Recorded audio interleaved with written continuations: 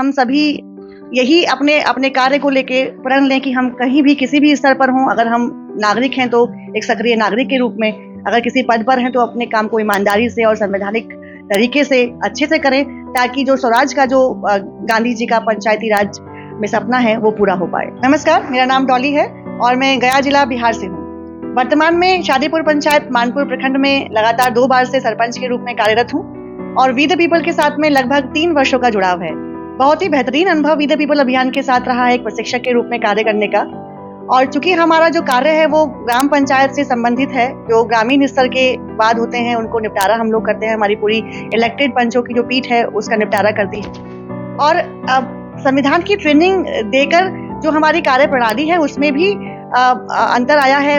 जो संवैधानिक मूल्य हैं उसको हम और बेहतरीन तरीके से हमारे कार्य में यूज कर रहे हैं। उदाहरण के तौर पे अगर मान लीजिए हमारे पास कोई केस आता है और उस केस में महिलाएं भी हैं, तो शुरू में तो ऐसा भी होता था कि सभाओं में ये बोला जाता था कि भाई सभाओं में महिलाएं क्या करेंगी। लेकिन हमने अपने पूरी ग्राम कचहरी की सुनवाई में ये एक नियम बनाया कि चाहे वो महिला हो, पुरुष हो, बच्चा हो या वृद्ध हो, अगर वो उस केस में उससे संबंधित उसकी गवाही या उससे संबंधित उसको अपनी बात रखनी है तो वो ससम्मान रूप से बराबरी के अधिकार से अपनी बातों को रख सकते हैं। और ये कहीं ना कहीं जो चीजें हैं वो वी द पीपल के साथ में जुड़कर और सुदृढ़ हुई हैं। पहले भी थी, ऐसा नहीं है पहले नहीं थी, लेकिन धीरे धीरे उसको अपने व्यवहार में और बेहतरीन तरीके से हम अपनी कार्यप्रणाली में और व्यवहार में ला रहे हैं।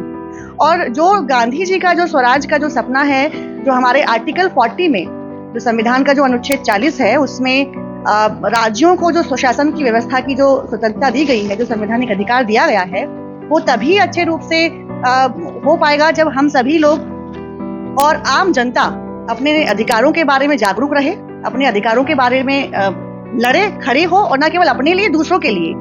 धन्यवाद।